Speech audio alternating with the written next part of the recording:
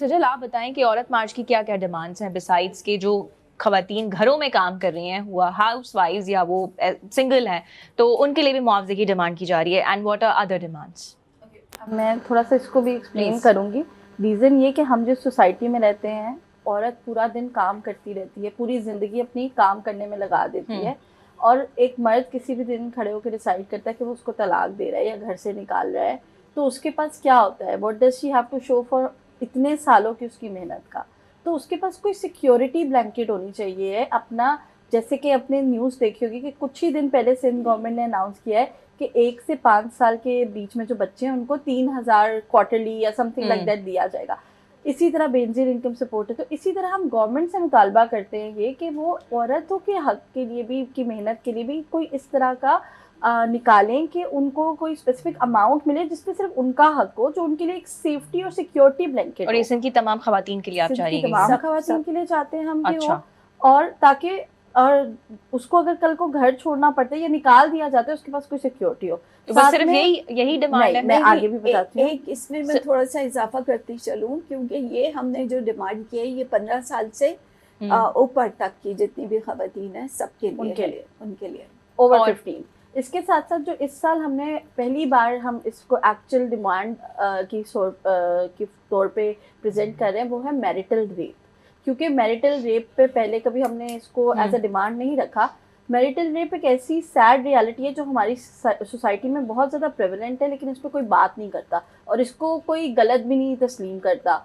Recently ہی ایک judgment ہے Lahore high court کی, جس میں ایک عورت جو ہے ڈیورس اس کا شوہر اسے دے چکا تھا, اور ڈیورس دینے کے بعد جو ہے اس نے گن پوائنٹ پہ اس کے ساتھ ریپ کیا.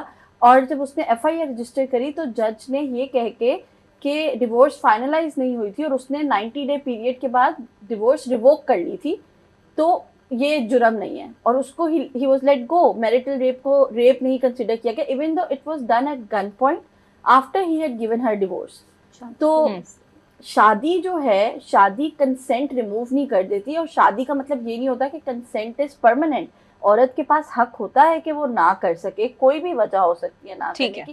تو ہم میرٹل ریپ پہ اس بار ڈیمانڈ کریں کہ اس کو بھی کرمنلائز کیا جائے, اس پہ بھی ایکشن لیا جائے. اور ساتھ ہی ساتھ جو گھروں میں خواتین رہتی ہیں ان کے لیے معاوضے کی بھی ڈیمانڈ آپ لوگ کر رہے ہیں. چھا تمام سمجھو پتہ یہ ڈیمانڈز فیئر آئین عورت مارچ जे जी बिल्कुलु. मां हिन खे सेकेंड कंदमि. जेके औरत मार्च कराची जो डिमांड आहिनि, मूंखे तमामु सुठो लॻो त उन इहा डिमांड रखी आहे त जेके औरतूं घरनि में कमु करनि थियूं, 15 सालनि खां मथे आहिनि ऐं शादीशुदा आहिनि, अगरि अॼु उहे हस्बैंड सां ख़ुशि आहिनि ऐं उन्हनि जा हालात सही अचनि था पिया, ऐं सुभाणे कुझु बि थी सघे थो उन्हनि जी ज़िंदगीअ में, को बि ट्रामा अची थो सघे पियो, हस्बैंड ॿी शादी करे थो सघे, हस्बैंड उन्हनि खे घरां कढी थो सघे, डिवोर्स ॾेई थो सघे पियो, तॾहिं उहा औरत असां किथे ॾिसंदासीं जॾहिं त उनजो वालदेन वटि बि घरु कोन्हे, जॾहिं उनजो औलाद वटि बि घरु कोन्हे, जॾहिं उनजो मुड़ुस उनजो घर ई कोन्हे, उन वटि जीअण लाइ को रस्तो ई कोन्हे को. ऐं हिन वक़्तु असांजी जेकी डिमांड आहे उहा आहे त औरत माशी तौर सगारी हुजे, उहा नौकिरी तरफ़ हुजे, उहा पढ़ियल लिखियल हुजे, वर्किंग लेडी हुजे. अगरि आम जेकी पढ़ियल लिखियल औरत न आहे या जेकी घर में कमु करे थी,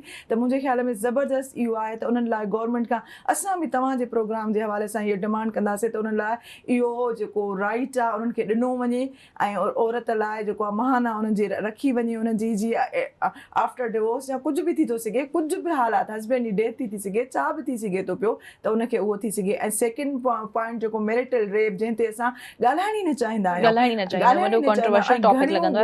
असांजे सिंध में, अपर सिंध हुजे, लोअर सिंध हुजे, थर वारो पासो हुजे, किथे बि हुजे, त औरतुनि सां मैरिटल रेप थियनि था ऐं उन्हनि खे पाण बि ख़बर न आहे, उन्हनि खे नॉलेज न आहे, ऐं हुन ट्रामा में रहंदे उहो मेंटली जेको आहे डिप्रेशन जो शिकार थी वञनि, शीज़ो पेशेंट थी वञनि, डिसऑर्डर में हलियूं थी वञनि पियूं.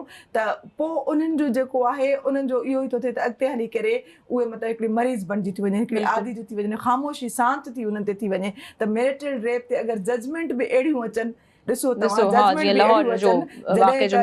में औरत आहे त मैरिटल रेप आहे, त उन जे ख़िलाफ़ असांखे इहा डिमांड रखी आहे त मैरिटल रेप न हुजणु घुरिजे, ऐं उन्हनि औरतुनि जे कंसर्ट सां थिए, जेको बि थिए उन्हनि जी मर्ज़ीअ सां थिए, रज़ामंदीअ सां थिए. त मुंहिंजे ख़्याल में उन खां वधीक शादी, हिकु घर केॾो ख़ुशगवार रहंदो. त मां हिननि ॿिन्हिनि डिमांड्स खे सेकेंड कंदसि.